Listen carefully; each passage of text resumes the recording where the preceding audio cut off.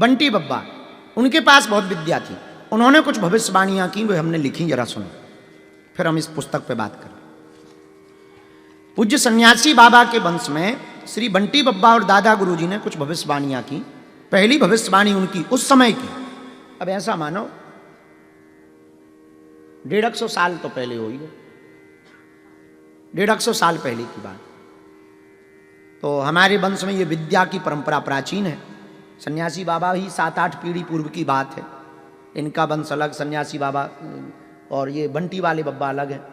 इनके द्वारा कही हुई कुछ बातें आज ऐसी चरितार्थ हो रही भैया कि जब हम आज ये भविष्य मालिका पढ़ रहे थे बड़े चौंके। इनके द्वारा कहा गया था एक समय ऐसा आएगा कि घी इत्र की तरह बिकेगा। आज वही हाल है। उस समय घी खूब मिलता था, लेकिन उन्होंने कहा कि घी इत्र की तरह बिकेगा। लोग हंसने लगे, का उल्लूपना की बात है। इन्होंने दूसरी भविष्यवाणी की, पानी बोतल में बंद होकर के बिकेगा। और उस वक्त जब इन्होंने कहा था तो आदमी हंस रहे थे, बोले पानी को बिके, इतना नदियों में बहा रहो, कुआं में भरो भव है, इतने भारी भारी समुद्र, तुम पगले आ गए। तीसरी भविष्यवाणी इन्होंने की थी कि पुरुषों के लक्षण स्त्रियों जैसे हो जाएंगे।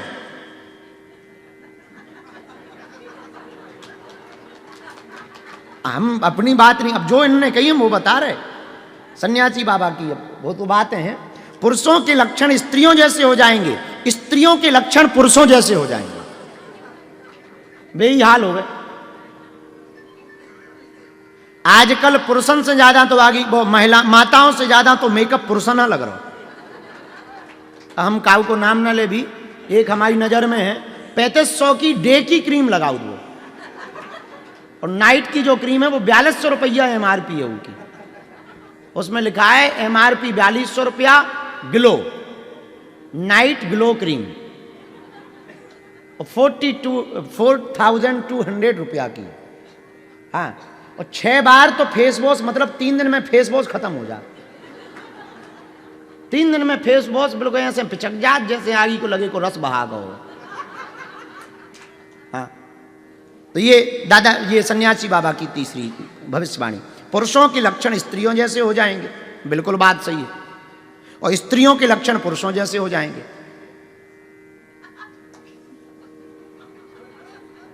डॉनही को देख लो, हमारे खड़ी हो जाओ, आनंद है, खड़ी हो जाओ, कोई दिक्कत थोड़ी है।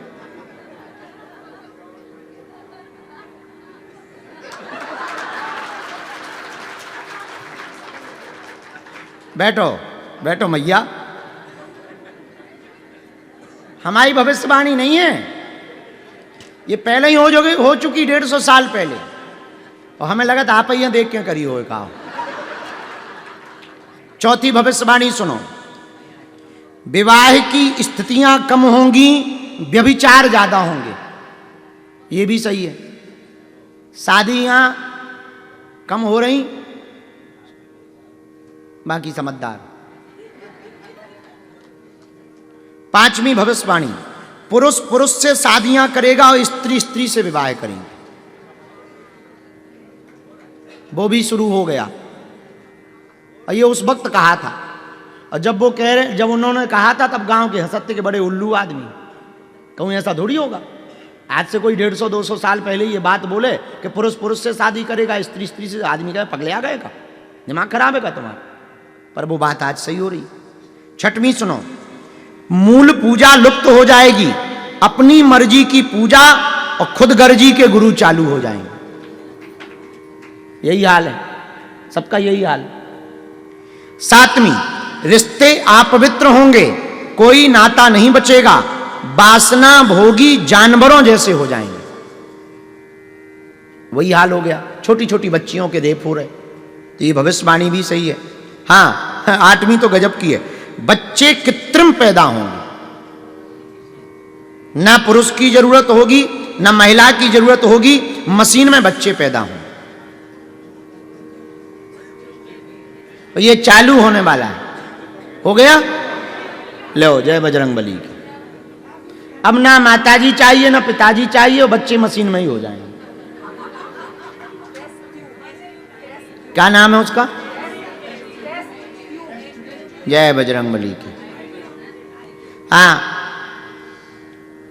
बच्चे कृत्रिम। 9वां, बीज कृत्रिम होंगे, मूल बीज खेती के चले जाएंगे और बीज कृत्रिम पैदा होंगे।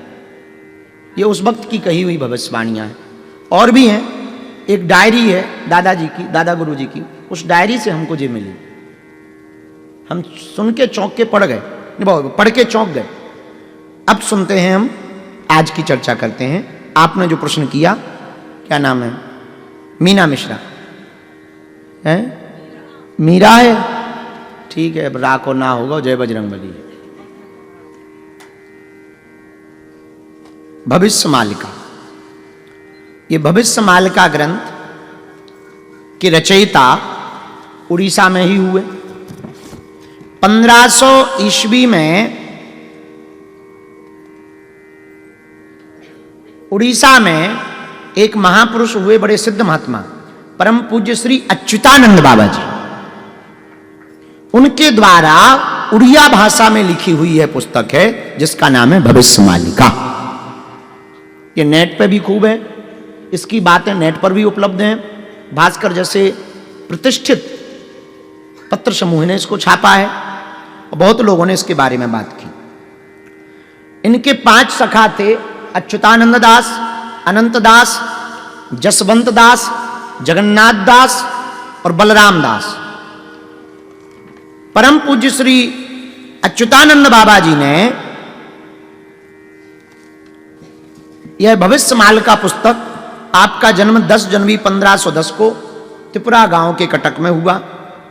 आप सामाजिक धार्मिक सुधारक भी थे और भविष्य दृष्टा भी थे। आपने कलयुग को लेकर के बहुत सी बातें लिखी। आपने ये भी कहा कि बीच में कलयुग लुप्त हो जाएगा, सतयुग का प्रारंभ होगा, कल्कि का अवतार होगा, 5000 साल बाद होगा। चूंकि जो हो चुका, 5000 वर्ष पूरे हो गए कलयुग के। 5200 वर्ष पूर्व जो है, भगवान श्री कृष्ण ने कुरुक्षेत्र में गीता का उपदेश दिया था, आज से 5200 साल पहले। 5200 साल पहले, तो 5000 साल हो गए। इन्होंने, परम पूज्य श्री अच्युतानंद बाबा जी ने खूब बातें लिखी, जिन बातों में से 2-4 बातें हम आपको बता देते। भविष्य के बारे में आपने लिखा, घोर कलकाल आएगा, कलयुग के अंत में मनुष्य मिथ्यावादी हो जाएंगे, यज्ञ दान तप कोई नहीं पूछेगा, ब्राह्मण शूद्रों के कर्म करेंगे, शूद्र वैश्यों के और वैश्य क्षत्रियों के कर्म से जीविकोपार्जन करेंगे, मछली भक्ष अभक्ष लोग करेंगे, राजा चोर होगा, प्रजा का शोषण करेगा, छल करने वाले शासन करेंगे, पापी और असत्यवादी लोग धर्मात्मा कहे जाएंगे, मनुष्य नाटे कद का होगा, ठिनगा, मनुष्य नाटे कद का होगा, शारीरिक शक्ति कम होगी। ये दोनों बातें सही है। शारीरिक शक्ति घट गई है। अब आजकल जो सब काम कर रही, तो या तो जेसीबी कर रही है, बुलडोजर, मशीनें कर रही। अत्यधिक मनुष्य काम वासना में संलग्न होंगे। तो एक वैज्ञानिक शोध के अनुसार,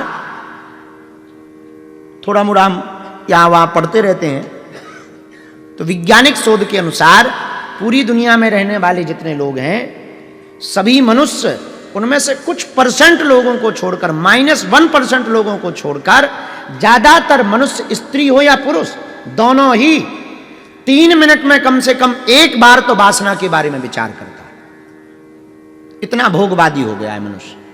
तो ये बात भी आपकी सही है। स्त्रियां और पुरुष दोनों के धर्म घट जाएंगे। स्त्रियां वेश्यावृत्ति से जीवन यापन करेंगी। गाय बहुत कम दूध देगी, उस दूध में मिठास नहीं होगा। अन्न और फल तो होंगे, पर इनमें रस नहीं होगा। बात सही है। भेषधारी साधु संतों की संख्या बढ़ जाएगी, मतलब क्वांटिटी बढ़ जाएगी, क्वालिटी घट जाएगी। ये भी बात सही है। धन के लिए किसी भी स्थिति तक सगे संबंधियों की हत्या करेंगे। कलयुग के अंत में 60-8 वर्ष की स्त्रियां गर्भ धारण करेंगी। 7-8 वर्ष की स्त्री 10 से 12 वर्ष के पुरुष पुत्र उत्पन्न करेंगे।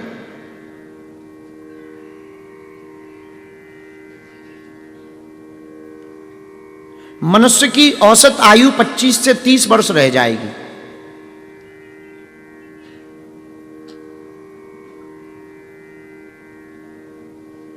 कोई भी ऋतु अपना धर्म पालन नहीं करेगी। मनुष्य केवल धन अर्जित करने के लिए ही जीवन जिएगा।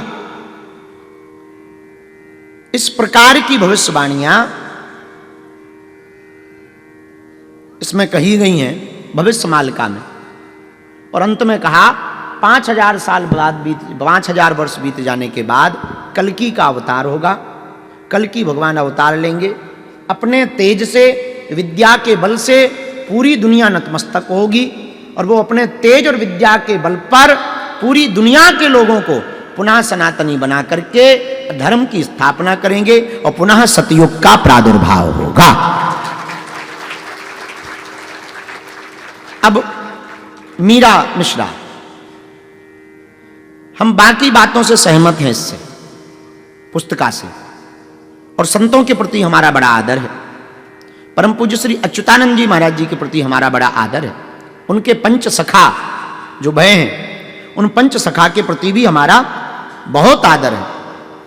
लेकिन 5000 साल में ही कलयुग खत्म हो जाएगा, इस बात को हम भविष्य पुराण और भागवत पुराण के अंतर्गत सिद्धांतिक रूप से नहीं मान पाएंगे, क्योंकि कलयुग की आयु 4,32,000 साल,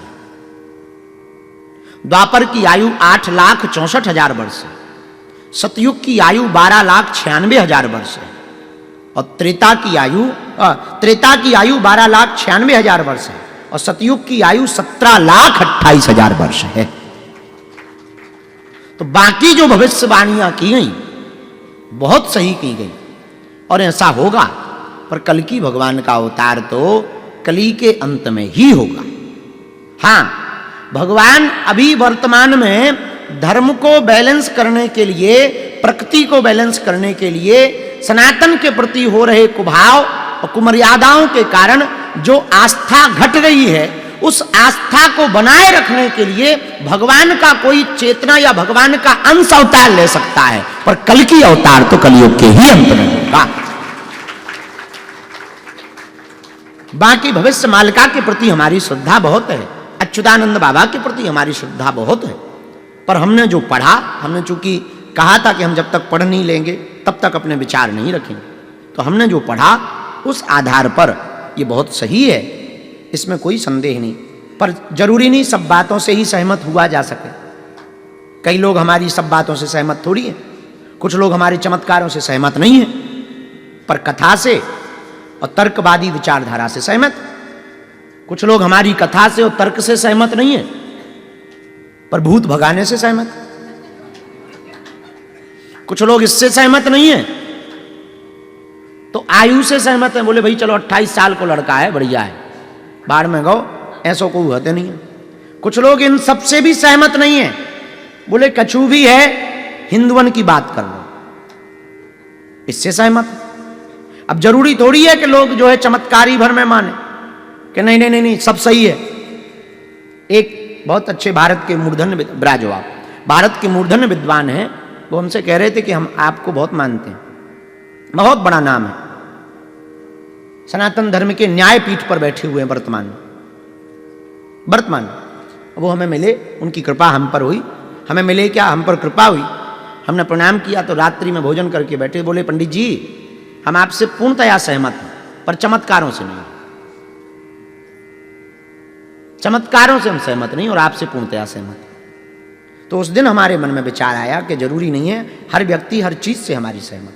तो भविष्य मालिका पुस्तक से हम पूर्णतया सहमत हैं, हमारी सहमति है और सत्य है, लेकिन एक दो बातों से हम सहमत नहीं। इसका मतलब यह नहीं है कि पूरी पुस्तक ही खराब, कुछ आदमी में कुछ अवगुण होते हैं, पर इसका मतलब ये थोड़ी कि गुण नहीं होंगे, हमें गुणों से लेना देना है। तो जो भी दादा गुरुजी ने या बंटी बाबा जी ने कहा, सन्यासी बाबा जी ने जो कहा वो सही कहा और वो दिखाई पड़ रहा है। और जो परम पूज्य श्री अच्युतानंद बाबा जी ने कहा वो सही कहा, दिखाई पड़ रहा है। जो नास्त्रेदमस ने कहा वो ठीक कहा, दिखाई पड़ रहा। जो बुल्गारिया के बाबा बेंगा ने कहा वो ठीक कहा, वो दिखाई पड़ रहा है। लाओ त्से ने जो कहा चीन के, ठीक कहा, दिखाई पड़ रहा है। अल्बर्ट आइंस्टीन ने जो अपनी जगह कहा ठीक कहा, दिखाई पड़ रहा है। थॉमस एडिसन ने जो कहा दिखाई पड़ रहा, ठीक कहा है। तो जिन जिन ने भी आज तक अपनी प्रज्ञा चक्षुओं के द्वारा, अपनी बुद्धि बल के द्वारा, आईक्यू लेवल हाई के कारण जो भी जिन्होंने अपनी मति से कहा वो अपनी अपनी जगह ठीक कहा, उसको कोई भी कटाक्ष नहीं कर सकता। ना हम कर सकते ना आप। तो आपका जो प्रश्न था कि आप भविष्य मालिका पर कई लोगों का, उड़ीसा के बहुत लोगों का हमारे पास संदेशा आया कि आप भविष्य मालिका पर, भविष्य मालिका पुराण पर चर्चा करो। तो हमने पहले एक दो बार पढ़ा तो, पर ठीक से नहीं पढ़ पाए थे। वो हमारी आदत है कि जब तक तर्क ना हो, तथ्य ना हो, तब तक बोलना उचित नहीं है। घिसी पिटी रामायण चाहे सुना दो, रामायण जी जो हैं वही चौपाइयाँ सुना दो, बस जय बजरंग बली की, हनुमान चालीसा सुना दो, पर जब तक आपके पास में तर्क ना हो तब तक नहीं रखनी चाहिए बात। आज हमने थोड़ी मोड़ी पढ़ी, इस आधार पर हमने ये बात रखी है। और आप सब जो भी भविष्य मालिका को पढ़ना चाहते हो तो आप इसको इंटरनेट पे भी पढ़ सकते हो। और आप सहज बस, हाँ एक बात और, कल हम लेट आए थे, 6:30 बजे आए थे, 7 बजे, 8 बज गए थे। 1.5 घंटे नहीं, आज की छोड़ो, कल की बात करो ना, तुम भी ना उल्लू ही हो।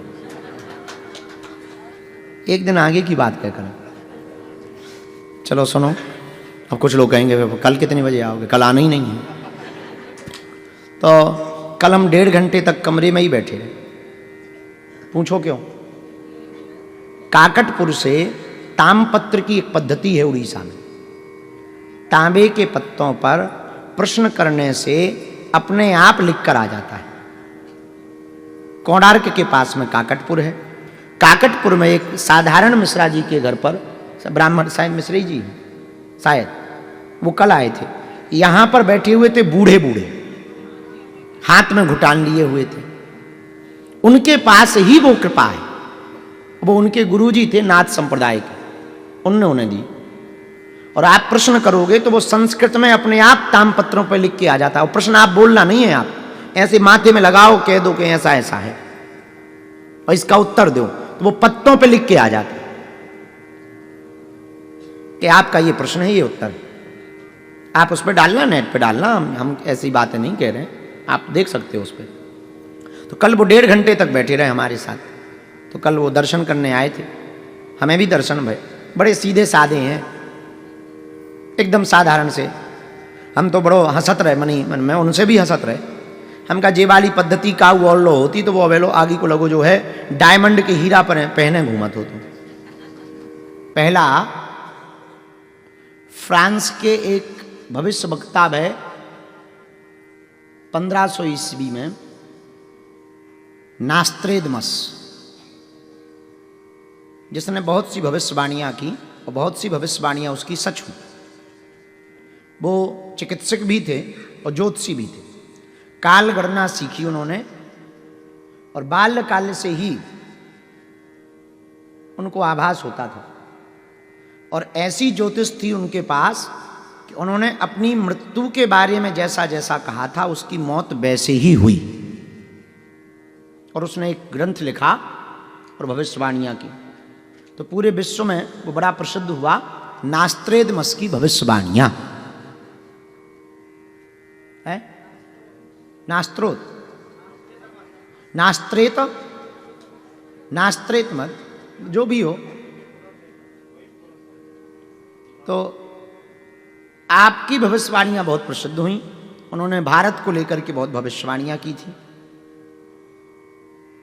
उसमें 2012 से भारत का भविष्य बदलेगा, ऐसा हमने पढ़ा है। तो वैसा तो दिखाई पड़ा। और भी कुछ भविष्यवाणियां थी, कुछ उनके नाम से भविष्यवाणियां जोड़ दी गई। फिर तो ऐसा होता ना ये कोई दोहा कबीरदास जी ने नहीं लिखा, फिर भी जोड़ दो कबीरा। तो कई बार कबीरदास जी नहीं लिख गए, लेकिन अब वो दोहा हमें दुनिया तक पहुंचाना है, तो अब उसमें अगर लिख दें बागेश्वरा तो वो नहीं चलेगा, लेकिन कबीरा जोड़ दो तो चल जाएगा। कई लोग जैसे अब हमारे भी हमने एक पहचान पकड़ी है, कई लोग जैसे बता देते, बोले हम तो बस बागेश्वर गुरु जी के घर के ही हैं, घर के ही हैं। तो लोगों को उल्लू बनाने के लिए फोटो खिंचवा लेते हैं, फिर लोगों को उल्लू बनाते रहते। ऐसे उनके ही नाम से फ्रांस के ये जो ज्योतिषी थे भविष्यवक्ता, आपके नाम से कुछ भविष्यवाणियां, पर कुछ उनकी सही निकली। 1911 में बुल्गारिया में एक और जो भविष्यवक्ता का जन्म हुआ, बाबा बांगा, बाबा बेंगा के नाम से जाना जाता था। बाबा बेंगा जन्मजात अंधी, दिखाई नहीं देता था, हैं? हाँ, जन्म के कुछ बाद हुआ था तो आंख चली गई थी, तो आंखें से उन्हें फिर दिखाई नहीं देता था। तो बाबा बेंगा पहाड़ी थे, वो ये बुल्गारिया में भाई पहाड़ी थे, और उनको जो है खूब आभास होता था पहाड़ी विद्याओं के कारण। 1911 की बात है, उनने भी बहुत भविष्यवाणियां की और उनकी भविष्यवाणियां सच हुई। कुछ महापुरुष नागा बाबा बम बम, कछु जय जय कर रहे, कछु भस्म लगाएं, कछु ऐसे ही बताओ ठंडी में हम लोग तो मुफलर में और जरकन में ना रह पाए भी, बिना कपड़ा क्यों घूम रहे। एक से एक उनके पागल हैं, और हम लोग सोचते हैं हम ही भगत हैं भगवान के। देखो तो कितनी भक्ति कर रहे, 4 घंटा तो कथई भर सुन रहे, 5 किलो तो लड्डू ही चढ़ा रहे, और 60,000 रुपया लगे, 60,000 भी अलग से बता रहे। हमें लगा, हम आपकी बुराई नहीं कर रहे, एक बहुत कॉमन सी बात कह रहे हैं। आजकल पूरे भारत के लोगों ने एक बड़ी मूर्खता पकड़ ली, दान को ही भक्ति मान लिया। दान श्रेष्ठ भक्ति नहीं है, दान भक्ति तो है, देना तो चाहिए, पर श्रेष्ठ भक्ति नहीं है। मन का दान ही श्रेष्ठ भक्ति है, धन का दान श्रेष्ठ भक्ति नहीं है। लेकिन इन करोड़ों लोगों में हम लोगों के लिए एक ही है ठाकुर जी, तो ठाकुर जी के लिए तो लाखों करोड़ों हैं। अब इनके बीच में से अपनी पहचान बनानी है प्रभु के सामने, बस इसी पागलपन पहुंचने का नाम भक्ति है। तुम्हें ढूंढो मुझे गोपाल में, कोई गैया तेरी। तुम्हें ढूंढो मुझे गोपाल में, कोई गैया तेरी। सुध लो मेरी नंदला, सुध लो मेरी नंदला में, कोई गैया तेरी। सुध लो मेरी नंदला में, सुध लो मेरी नंदला में,